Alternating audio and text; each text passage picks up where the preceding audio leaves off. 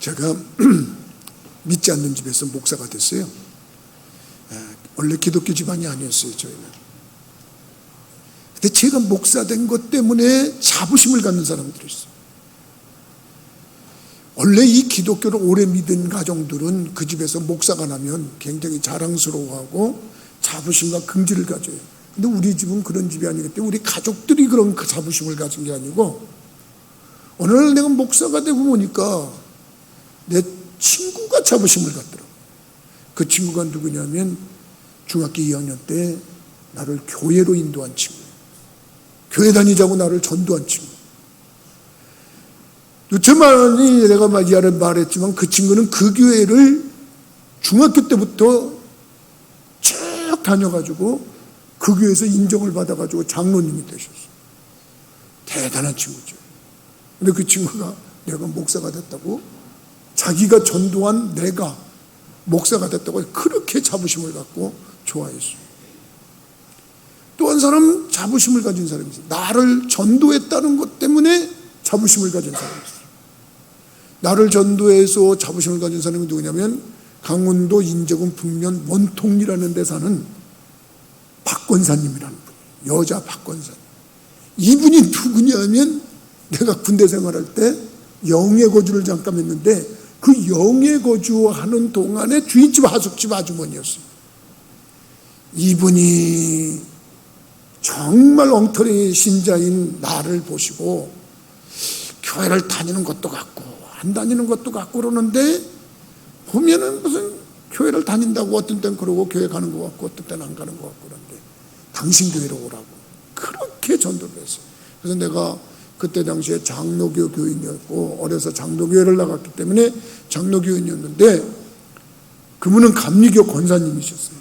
그분이 온갖 정성을 다 들여가지고 정말 삶의 피폐한 모습을 가지고 군대에서 피폐한 신앙생활을 하고 있는 이 사람을 당신 교회로 이끌어가지고 성령을 받게 해줬어요. 성령. 그때 나는 성령 받고 완전히 사람이 바뀌었어요.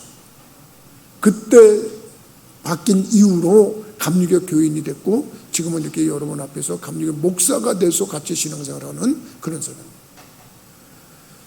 제대하고서 신학교를 가고 이제 전도사가 돼서 결혼할 때가 됐어요. 우리 집사람을 데리고 내가 거기를 갔어요. 나의 영적인 어머니다. 그리고 인사를 드리러 갔어요. 근데 그분이 무한한 자부심을 가졌어요. 눈물을 글썽이면서 참 전도하려고 무진무진히 했었는데 이렇게 변화가 돼가지고 목회자가 되겠다 그렇게 오셨다고 너무너무 감사하고 큰 자부심을 갖고 기뻐하셨던 그 모습이 지금도 눈에 선해요.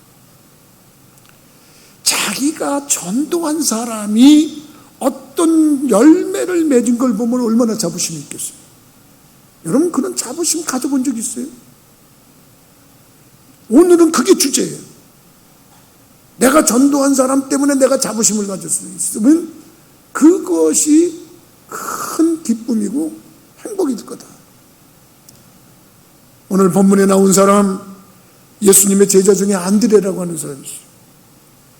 이 사람은 전도를 그렇게 많이 한 것 같지는 않아요. 성경에 보면 그렇게 유명한 것 같지도 않아요. 근데 이 사람이 전도한 사람 때문에, 만약에 내가 기자가 돼가지고 안드레 제자한테 가서 그분 전도했을 때 기분이 어땠어요? 지금 기분이 어떠세요? 그러면 아마 너털 웃음을 지으면서 난 내가 전도한 그 사람 때문에 내가 이렇게 행복합니다. 내가 이렇게 자부심이 있습니다. 그러고 말할 것 같아요. 그래서 오늘 제목을 그렇게 삼아봤어요. 안드레가 인도한 사람들. 누구한테 인도했냐? 예수님께 인도한 사람들.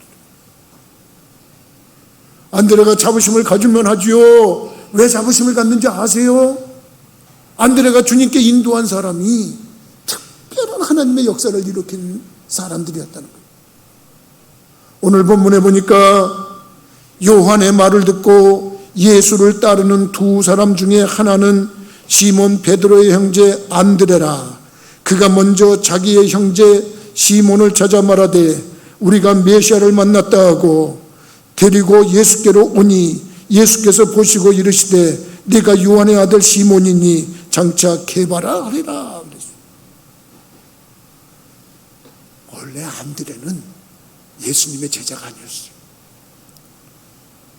원래는 누구 말을 따르는 사람이 있냐면 세례 요한의 말을 따르는 사람이에요. 다시 말하면 세례 요한의 제자였단 말이에요. 그래서 오늘 거기에 보면 요한의 말을 듣고 그러는데 이 요한이라고 하는 것은 사도 요한이 아니고 세례 요한을 말하는 거예요. 세례 요한이 너무 신령한 모습에 도취되고 저분이 메시아인가 보다, 저분이 그리스도인가 보다, 당시의 사람들은 다 그렇게 생각했어요. 그래서 당신이 메시아지요?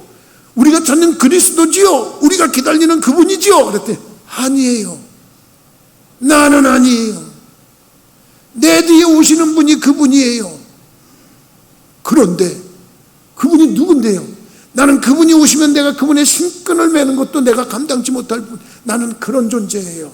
내 뒤에 오시는 분이 그분이, 저기 오시네. 예를 들면 그런 거예요. 저분입니다. 보라, 세상 죄를 지고 가는 하나님의 어린 양이로다. 그리고 가르쳤어. 그분이 누구냐면 예수님이에요. 그러니까 그때 안드레가 오메 저분입니까? 그러더니 가봐라. 안드레가 그분을 따라가서 선생님은 거처하시는 곳이 어디십니까? 그랬더니 예수님께서 와 봐라. 그리고서 예수님께서 거처하시는 곳을 보여줬어요. 자기가 따르던 세례 요한이 메시아라고 말을 하고 그리스도라고 말하는데 가서 보니까 이분이 진짜 구세주야, 이분이 진짜 그리스도야. 그래서 이분을, 예수를 믿고 따르기로 결심했어. 그러자마자 자기가 한 행동이 뭐냐면 자기의 형 베드로를 찾아갔어요. 형 만났어. 이리 와봐. 형 만났어. 무슨 누굴 만났는데? 메시아를 만났어. 내가 그리스도를 만났다고. 그러면서 예수님께 베드로를 인도했다고 오늘 본문에 증거를 하고 있어. 베드로를 보시자마자 예수님께서 시몬아, 너 시몬이라는 이름을 가지고 있는 자야. 원래 베드로가 아니야. 너 시몬이 뭐냐? 내 이름을 게바라 하리라. 다시 말하면 이제는 베드로라 하리라. 이렇게 말을 한 거예요. 그래서 예수님께 제일 먼저 전도한 사람이 누구냐면 안드레가 자기 형 베드로를 예수님께 인도한 거예요. 근데 이 이후에 안드레가 이 일 때문에 얼마나 자부심을 가졌는지 몰라요. 상상해 보세요. 여러분, 베드로가 어떤 사람입니까? 누가 말을 안 해도 자타가 공인하는 예수님의 수제자예요. 사람들이 나를 누구라고 그러냐 그럴 때 이런 거 저런 거 다 따지지 않고, 그럼 너희는 나를 누구냐 그럴 때 12제자니 머뭇하고 있는데 주는 그리스도시여 살아계신 하나님의 아들이십니다. 그리고 고백을 했어요. 예수님의 제자의 이름을 밝힐 때마다 제일 먼저 베드로의 이름이 나와. 변화산에 올라갈 때도 베드로, 야고보, 요한을 데리고 올라가. 예수님께서 천국의 열쇠를 누구에게 줬냐면 베드로에게 줬어요. 물론 그도 인간이기 때문에, 약했기 때문에 그도 예수님을 부인했던 적이 있어요. 달아났던 적이 있어요. 회개하고 돌아와서 크게 뉘우치고 회개하고 나서 변화받아서 초대교회 성령이 충만하게 받고 나서는 그가 통해서 수천 명이 하루는 3천 명이 변화돼서 그리스도를 믿었다고 성경 사도행전에 증명하고 있고, 또 한 번 그가 그리스도에 대해서 설교를 하니까 5천 명이 예수를 믿겠다고 몰려들었고 변화를 시키는 일을 했어요. 누가? 베드로가. 그 베드로를 누가 인도했느냐? 안드레가 인도했다. 여러분들이 생각해 볼 때, 여러분, 우리들이 안드레가 생각해보면서 예수님이, 안드레가 가만히 생각하면 내가 형제 베드로를 전도했더니 그 형제가 저런 어마어마한 큰일을 했다고 얼마나 자부심과 긍지심을 갖겠어요. 여러분들은 그런 것은 상상 안 됩니까? 그런 거 우리가 상상하면 안 됩니까? 얼마나 자부심이 없겠어요. 이 부족한 사람이 목사 하나 됐다고 자부심을 갖는 사람도 있고 긍지를 갖고 있는 사람도 있는데, 여러분, 그 베드로가 그 숱한 일이었고 하나님의 능력을 받고 나서는 성전 미문에 앉아서 구걸을 하던 사람에게 내게 은과 금은 없거니와 내게 있는 것을 내게 주노니 나사렛 예수 이름으로 명하노니 일어나 걸으라 할 때 그가 걷고 뛰며 주를 찬양했다고 성경은 증명하고 있습니다. 나중에는 예수님을 위해서 그가 십자가에 거꾸로 못 박혀 순교당했다는 것까지 놀라운 증거가 일어났는데, 그 일을 할 수 있도록 주님께 인도한 사람이 누구냐? 안드레라는 거예요. 안드레. 우리들이 믿음 생활하면서 할 수 있는 것은 뭐냐? 이렇게 누군가를 전도하면 그 전도한 사람이 그 일을 해나갈 때 얼마나 아름다운 역사가 있느냐, 얼마나 자랑스럽냐, 여러분 생각해 볼 수 있는 거 아니겠습니까? 거꾸로 은혜를 받은 사람들은요, 내가 어떻게 구원을 받았는가, 이거 생각하면 감격을 해야 돼요. 저도 순간순간 생각할 때, 나 같은 거 정말 그대로 내뒀으면 뭐 세상에 별 볼 일 없이 살아갔을 텐데 이렇게 하나님이 나를 구원해 주셨구나. 그래서 나도 순간순간 떠오를 때 내 친구가 떠오르고 그 권사님이 떠오르고 하는 그런 고마움의 모습이 있어요. 사람이 말이죠, 자기가 구원받은 것에 대해서, 나를 교회로 인도한 사람에 대해서 감사할 줄 아는 사람은 그 사람은 정말 제대로 된 신앙입니다.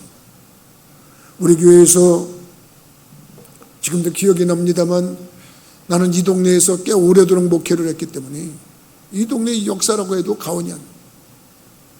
점쟁이 좋아하고 점치는 거 좋아하고 이상한 거 뭐 가서 물어보는 거 좋아하고 이러던 사람이 우리 교인이 전도했는데 콧방귀를 뀌면서 안 믿었어요.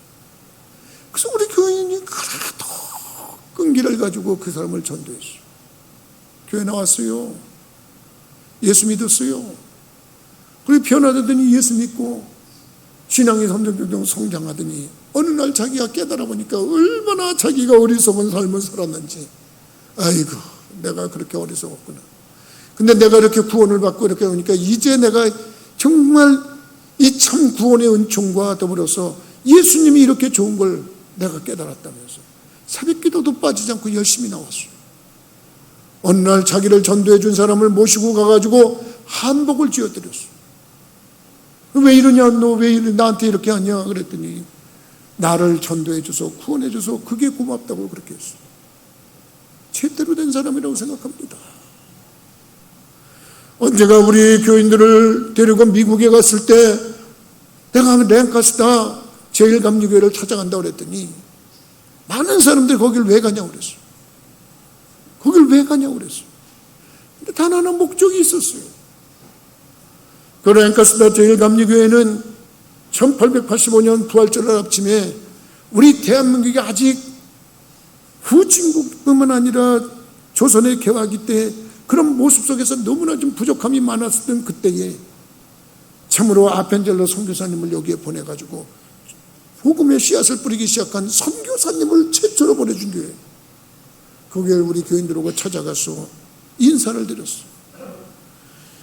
여러분, 교회에서 우리같이 연약한 동양의 조그만 나라, 참으로 아직도 발전하지 못한 그런 미래가 깜깜했던 나라, 그런 나라에 이렇게 선교사를 보내줘서 구원을 해주셔서 감사합니다. 그런 인사를 했더니 거기에 있던 담임 목사님과 원로 목사님과 거기 교인이, 그 사무원이 같이 보면서 그렇게 자부심을 갖는 걸 봤어요. 얼마나 자랑스럽겠어요. 당신 교회의 믿음의 선조께서 저 동양의 조그만 나라 가서 복음을 전했는데 그 나라가 저렇게 성장을 하고 아름답게 발전을 해서 이제 경제적인 부흥을 가져오고, 그래가지고 거기서 교인들이 우리가 뿌렸던 복음의 씨앗에 감사하다고 와서 인사를 하는구나, 굉장한 자부심을 가졌을 겁니다. 나는 우리 부천교회에서도 그런 자부심이 있는 성도들이 나오기를 주님의 이름으로 축원합니다. 믿음 생활하면서 그래요. 내가 전도한 사람이 많은 영혼을 구원했다, 그건 내가 한 거나 똑같은 거예요. 아마 천국에 오면 아펜젤로 선교사님 굉장히 큰 멸류관을 받았을 거예요. 분명한 거예요. 안드레 또한 그랬을 거예요. 베드로가 3,000명을 변화시키고 5,000명을 변화시켰을 때, 그 위에 초대교회에 그런 모든 변화를 일으켰을 때 그 배후에 누가 있었냐? 안드레가 있었다. 안드레가 또 가지는 자부심에 전도한 사람은 누굴까요? 안드레가 전도하고 예수님께 사람을 하나 인도했는데 그 사람을 통해서 남자만 5,000명, 어느 신학자는 남자가 가는 곳에 아내도 따라갔을 것이고 아이들도 따라갔을 것이니까 최소 5,000명이요 최대 몇만 명일 것이다. 그런데 그 사람들이 먹을 것을 해결했어요. 여러분들이 잘 아는 내용입니다만 베사다 들녘에서 예수님께서 말씀을 전하실 때 말씀이 얼마나 진꿀 같은지, 얼마나 송이꿀 같은지, 말씀에 침치된 사람들이 시간 가는 줄 몰랐어요. 때가 지나서 해가 저물어 가는데 이제 그들이 깨닫고 보니까 배가 고파. 여기저기서 배고프다는 얘기는 합니다. 엄마 배고파, 아빠 배고파. 아마 같이 왔던 아이들이 그랬을 거야. 그냥 어디까지나 상상이야. 배고프네. 근데 이게 뭐야? 이거 저기 한데. 예수님도 들으셨어요. 빌립을 불렀어요. 빌립아, 이 사람들한테 먹을 걸 주라. 당돌하죠. 우리 같으면 예, 그러고 얘기할 텐데, 주님, 우리 돈이 없어요. 돈이 있어도 여기 떡을 살 공장도 없어요. 여기 빈들이에요. 아무것도 못해요. 그리고 못한다고 고개를 좌우로 돌려댔어요. 근데 안드레가 어떤 사람입니까? 안드레는 예수님께서 하라고 하시니까 이건 뭔가 예수님께서 우리에게 능력을 주실 거야 생각하고 자기가 어떤 방법을 찾다 보니까 어린아이 하나가 도시락을 갖고 있어요. 그 어린아이가 도시락을 내밀면서 저 이거 있는데요. 그러고 내는 그까짓 게 무슨 소용이 있겠어요. 남자만 5,000명인데 더 많으면 수만 명일 텐데, 근데 너 이리 와봐라. 예수님께 가자. 그리고 예수님께 가서 주님, 이 아이가 도시락을 갖고 있네요. 물고기 2마리, 보리떡 5개가 들어있는 이 도시락인데 이것 가지고 어떻게 될 수 있겠습니까? 예수님 앞에 인도한 이 아이 때문에 그날에 먹는 문제가 해결됐는 줄 믿으시기 바랍니다. 여러분, 그 아이도 뿌듯했을 거예요. 거기 있는 모든 사람들이 배고프다고 아우성이었는데 화갑지겁 그들이 다 먹었을 거예요. 그리고 남은 거 거두는 것이 12강줄이었다고 그랬어요. 여러분, 사람이 이 땅에서 제일 먼저 해결해야 될 게 뭡니까? 먹는 거 아니겠어요? 이제 점점 그 세대는 가고 있습니다. 저물어 가고 있습니다. 배고파서 먹을 것이 없어서 보릿고개라고 하는 어느 유명 가수가 부르는 노래를 들으면 눈물이 저절로 흘러나오는 그 세대는 이제는 점점 사라지고 있어요. 보릿고개가 뭐예요? 그리고 사람들이 묻는 그런 시대에 이제 이 모든 것을 잘 모르지만 배고파 본 사람만 그 아는 거예요. 어렵고 먹을 것이 없어서 물로 배를 채워야 했던 그 시절. 근데 여러분, 예수를 알고 나니까 우리나라가 예수의 복음이 한창 번번할 때 경제도 부흥해서 이 나라에 먹고 사는 게 풍요로워졌어요. 얼마나 감사한지 몰라요. 근데 여러분, 일단은 우리들이 예수를 믿고 예수님을 만난 이후에 먹고 사는 문제가 해결되는 은총을 누렸다 그러면, 그리고 그 문제가 해결됐다 그러면 얼마나 자부심이 많겠어요. 나는 우리 부천교회 성도들이 주님 만나고 나서 경제적인 문제가 해결되는 축복을 누리기를 주님의 이름으로 축원합니다. 그런 그 모습을 가졌습니다. 경제적인 모습을 가집니다. 여러분, 이 모습에서 우리들이 참으로 예수를 만난 사람, 예수를 믿는 사람, 그런 사람들이 유명한 경제인이 돼서 이 사회의 경제 발전에 유익을 끼쳤다 그러면 얼마나 자부심이 클까. 그래서 가끔은 전 그런 뉴스도 좀 나왔으면 좋겠어요. 우리 기독교가 하는 이 사회사. 여러분들은 좀 혹시 오해할지 모르겠습니다만 사회사업과 자선사업은 조금 다릅니다. 여러분들이 그걸 좀 아셔야 돼요. 사회사업 그러면 이 자선사업으로 하는 분들이 있어요. 자선사업. 자선사업은 뭐예요, 목사님? 사회사업은 뭐예요? 이렇게 했는데, 사회사업은 자선사업을 이렇게 포함해. 근데 자선사업은 자기가 있어서 베푸는 게 자선사업이에요. 좀 우리 교회에서 하는 걸 친다면 무료급식하는 거. 무료급식하는 게 자선사업이에요.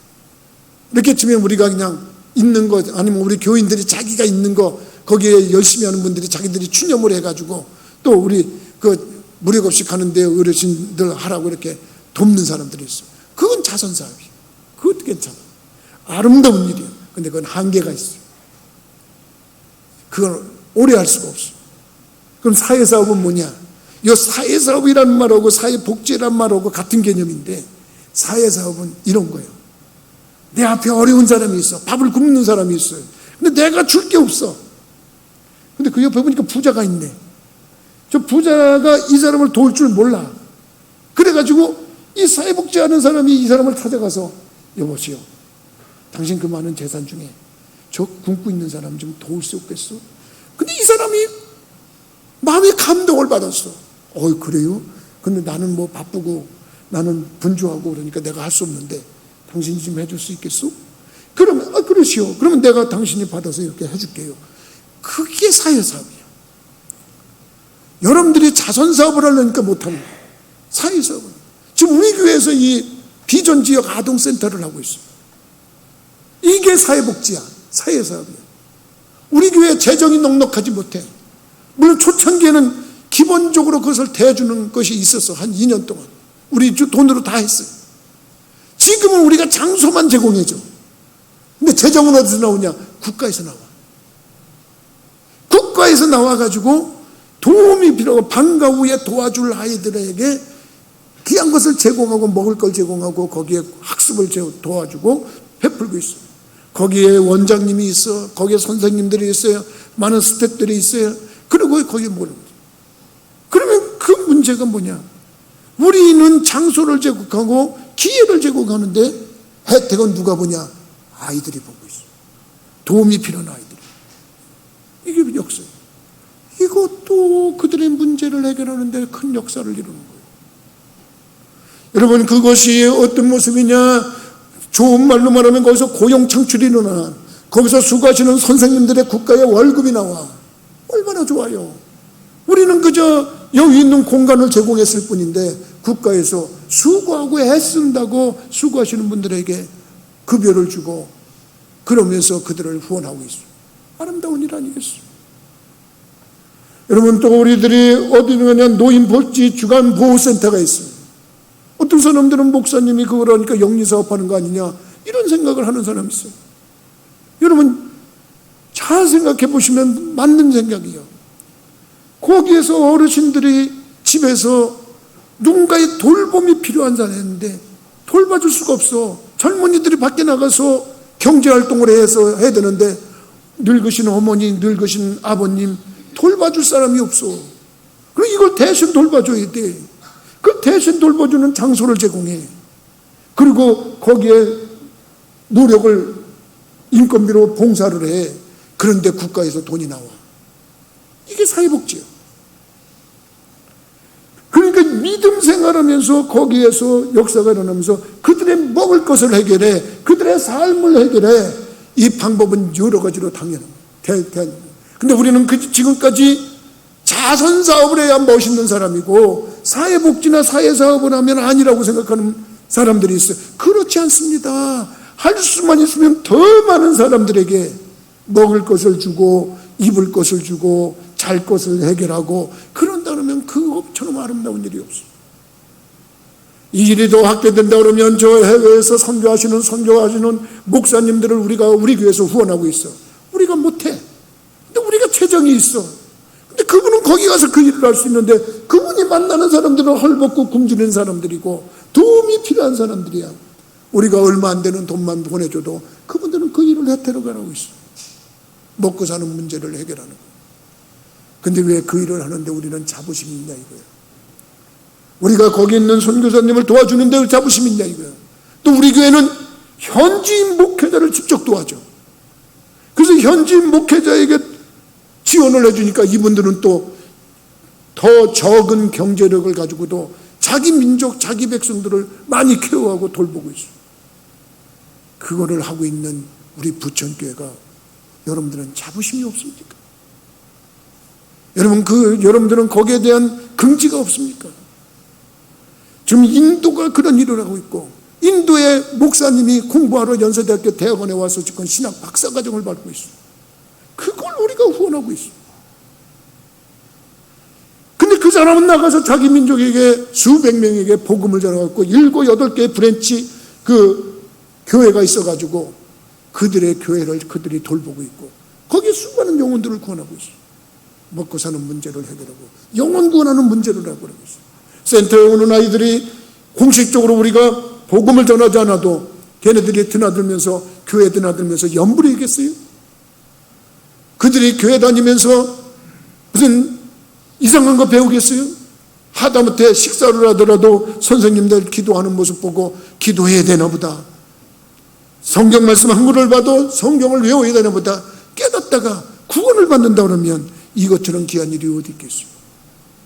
여러분, 하나 어린아이를 주님께 인도했는데 그 아이가 수천 명, 적게는 수천 명, 많게는 수만 명의 먹을거리를 해결했다 그러면 여러분들이 전도한 그 사람을 통해서 영혼 구원하는 역사가 일어나고 사람의 살 수 있는, 사람답게 사는 일을 후원할 수 있는 사람이 생긴다 그러면 무한한 자부심을 가져도 괜찮은 줄 믿으시기 바랍니다. 그거 깨닫는. 안드레가 세 번째로 인도한 사람이 있습니다. 안드레가 세 번째로 인도한 사람을 보니까 이거는 누구냐면 이방인을 전도했어요.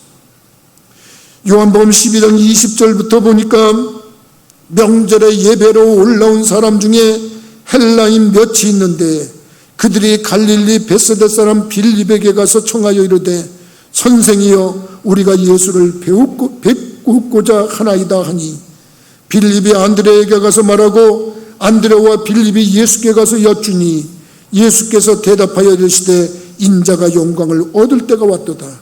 내가 진실로 진실로 너에게 이르노니 한날에 미리 땅에 떨어져 죽지 아니하면 한알 그대로 있고 죽으면 많은 열매를 맺느니라. 믿으시면 아멘 하십시다. 여러분, 이 말을 여러분들이 같이 읽었어도 무슨 뜻인지 모르는 분들이 있을 거예요. 예수님이 이제 십자가를 지시려고 예루살렘에 올라갔어요. 그때 많은 사람들이 호산나 다윗의 자손 예수여 그러다가 며칠 지나자면 변화가 돼가지고 예수님을 십자가에 못 박으라고 변화되는 그 순간, 그때 예수님이 이제 죽으시러 십자가에 못 박혀 돌아가시려고 예루살렘에 입성한 지 하루 이틀 지나서 헬라에서 사람들이 왔대. 헬라는 이스라엘 나라에서 쪽에서 보면 서방 쪽이야, 서쪽이야. 서쪽에 이방인들이 예수님을 배우고자 왔대. 예수님을 배우고자 왔는데 처음에 빌립에게 우리 예수님 만날 수 있겠어요? 그랬더니 빌립이 어디서 오셨는데요? 저희 헬라에서 왔습니다. 그래요? 잠깐만 있어요. 그랬더니 안드레, 저 사람들이 헬라에서 왔는데 예수님을 만났으면 하는데 어떡할까? 그래, 우리 만나게 해야지. 그리고서 이 사람들을 예수님께 인도했는데 예수님이 보시고 이분들이 예수님 만나러 왔습니다. 그랬더니 예수님이 그때 한 말씀 하셨어요. 하늘에 미리 땅에 떨어져 죽지 않으면 많은 열매를 맺을 수 없고 죽어야 많은 열매를 맺는다. 당신이 곧 죽는다는 말씀을 거기서 선언했다는 얘기예요. 여러분, 이 말씀을 좀 조금 이해를 해보시면 좋겠는데, 왜 안드레가 예수님 죽기 이전에 이방인을 예수님께 인도했을까? 이건 시사하는 바 의미가 큰 겁니다. 유대인들은요, 하나님을 자기들의 하나님으로 제한시키려고 그랬어요. 그리고 자기네들은 하나님이 특별히 선택한 백성이기 때문에 자기들만 구원받는다고 생각했어요. 근데 아니에요. 예수님이 이 땅에 오실 때부터 그리고 가시는 그 순간까지도 우리에게 메시지를 전하시는 모습은 뭐냐면 예수님은 유대인만의 하나님이 아니라 온 세계 모든 민족의 하나님이라는 걸 보여주셨는 줄 믿으시기 바랍니다. 여러분 잘 생각해 보세요. 예수님이 이 땅에 오셨을 때, 즉 예수님이 이 땅에서 출생하셔가지고 마구간에서 말구 위에 누워 있을 때, 그때 이방인들이 먼저 찾아왔어요. 그때 이방인들은 동쪽에서 왔어요. 그래서 이름하여 동방박사라고 그랬어요. 동방박사들이 예수님이 이 땅에 출생한 것을 경배하러 왔어요. 그때 동방박사들이 이 땅에 왕으로 나신 이가 어디 계시뇨? 그리고 질문하면서 헤롯 왕에게 물어봤던 적이 있어요. 메시아가 어디 태어났느냐? 예수님이 이 땅에 왕으로 오신 분이 어디 있느냐 물었는데, 지금 저 서방에서, 그리스 쪽에서 예수님을 찾아온 사람들이 우리는 예수님을 만날 수 있겠습니까? 그리고 물어봤어요. 그건 똑같은 질문이야. 메시아가 어디 있습니까? 왕으로 나신 이가 어디 있습니까? 우리가 예수님을 만날 수 있겠습니까? 동에서 온 사람들이나 서에서 온 사람들이 똑같이 질문을 한 거나 똑같아요. 그건 뭘 의미하는 거예요? 주님은 그런 말씀했어요. 너희는 권능을 받고 예루살렘과 온 유대와 사마리아와 땅 끝까지 이르러 내 증인이 되라. 어느 한 부분에 국한된 게 아니에요. 어떤 분들은 목사님 우리도 어려운데 우리 대한민국의 농어촌 교회를 도와야지 왜 해외 선교를 도와요? 그러는 분들이 있어요. 그건 편협한 생각이에요. 만약에 미국의 랭카스터 감리교회에서 어떤 교인이 그런 말을 해가지고 그때 당시에 담임 목사님이 여보가 벤젤러 가지마 우리나라도 어려운 데 있대. 농촌교회 있대. 어촌교회 있대. 거기에 선교해야 된대. 가지 말라고 그러네. 거기 코리아는 왜 가? 가지마. 그랬으면 못하는 거예요. 그런데 그때 당시에 그 어려웠던 시절에 한국에 선교사를 보냈어요. 예수님께서는 그 한 지점에만이 아니요, 땅 끝까지 이르러서 복음을 증거해야 돼요. 우리가 내가 못하더라도 내가 전도한 사람이 그 일을 한다 그러면 그 놀라운 역사는 내가 한 거나 똑같은 줄 믿으시기 바랍니다. 여러분, 동방박사들이 와가지고 동쪽에다가 자기가 메시아를 만난 걸 얘기했을 거 아닙니까? 서방에 있던 헬라 사람들이 와가지고 예수님을 만나고 나서 복음의 진리의 말씀을 듣고 그들의 돌아가서 뭐를 했겠어요? 복음을 전하지 않았겠어요? 그러니까 우리들이 그 일을 누가 했냐고 묻는다 그러면 당연히 그 사람들이 했겠지만 그 사람들을 인도한 사람이요. 헬라 사람을 인도한 사람은 누구냐? 안드레란 말입니다. 그 사람이 그와 같은 놀라운 역사를 행했다는 것을 우리가 잠시라도 잊어서는 안 됩니다. 여러분, 내가 북한 사람들을, 수많은 사람을 한국에 정착시켰다면 여러분 믿겠어요? 믿을 사람 하나도 없어요. 아니, 언제 목사님이 그런 일을 하셨어요? 그리고 나한테 사기치지 마세요, 목사님. 그리고 지금 말할 사람 여기 다 눈빛이 보니까 그래요. 나 수많은 사람, 북한 사람들을 한국에 정착시킨 사람입니다. 어느 날 새벽에 잠을 자는데 전화가 옵니다. 그때 당시에는 새벽 5시에 새벽 기도를 했기 때문에 4시 반이면 세상 없어도 일어나야 될 때요. 밤 1시면 1시, 2시면 2시 때를 가리지 않고 술 이만큼 찬 사람이 맨날 전화질을 합니다. 그때는 내가 어떤 적이었는지 학교에서 배운 그 따끈따끈한 실력으로 지식을 가지고 목회는 들어주는 거다. 목회는 들어주는 거다. 그 말을 듣고 목회는 들어주는 거래. 쏟아지는 단잠을 내가 물리치면서 전화기를 들고 예 그러고 대답을 해줬어. 예만. 네. 술 취하신 분은 계속 자기가 할 말을 또 하고 했어. 네, 그러시죠. 그 옆에서 부인이 잠을 자다가 깨보면 남편이 계속 얘기를 하고 있어요. 어떤 목사인데 저 술 취한 사람하고 저렇게 오래도록 대화를 하나. 어느 날 이 사람이 며칠 날 전도하다 나하고 친해졌어요. 목사님이 어느 교회, 목사님 교회는 어디 계신가요? 고강동에 있는데요. 우리 집도 고강동인데요. 근데 어떻게 아셨어요? 114에다 전화해서 알았는데요. 그래요? 목사님 한번 만나고 싶은데 지금 만나면 될까요? 그러세요.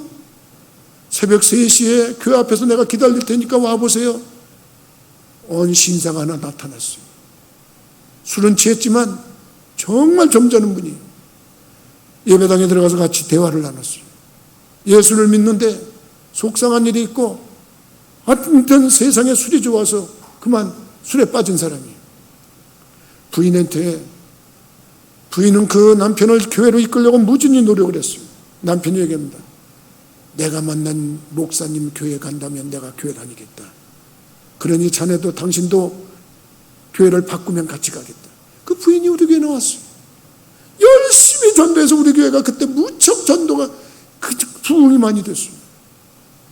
우리 교회가 성령이 한참 충만할 때 그 남편이 정말 성령 체험을 했어요. 그렇게 술 좋아하던 사람이 성령 체험하고 나니까 술을 끊고 내가 이렇게 살아서는 안 된다. 신학대학을 갔어요. 신학대학을 가서 목사가 됐어요. 근데 그 사람이 무슨 일을 하냐면 나는 이제 뒤늦게 늦깎이 목사가 됐으니까 난 더 의미 있는 일을 해야 되겠다고 중국으로 건너가서 중국에서 탈북한 사람들을 한국에 정착시키는 일에 매진을 했습니다. 그 사람을 통해서 한국에 정착한 사람들이 얼마나 많은지 몰라요. 그 일을 누가 했습니까? 그게 김학인 목사가 한 일 아니겠어요? 내일 새벽에 4시 반이면 일어나야 되는데 2시고 3시고 그저 술 취한 사람을 붙들고 어떻게 하든지 한 영혼을 구원해 보려고 노력했는데 그 영혼만 구원한 게 아니라 북한에서 탈주하는 사람들을 구원하는 역사까지 일어났어요. 난 거기에 자부심을 갖고 있는 목사입니다. 여러분들이 전도하는 사람, 여러분들이 인도한 사람, 그 사람 때문에 여러분들도 자부심을 갖는 은총이 있기를 주님의 이름으로 축원합니다. 우리 부천교회는 정말 따지고 보면 아름다운 교회예요. 정말 하나님 보시기에 귀한 교회입니다. 이런 얘기를 하냐면 한두 끝도 없습니다. 외국에서 속아서 팔려온 여자가 정말 은총으로 극적으로 탈출하는데 제가 힘을 도와줬어요. 그 사람이 지금 고국에 돌아가서 엄청난 일을 하고 있어요. 그건 누가 한 겁니까? 내가 악에서 건져낸 사람, 지옥에서 건져낸 사람이 그 일을 하고 있어요.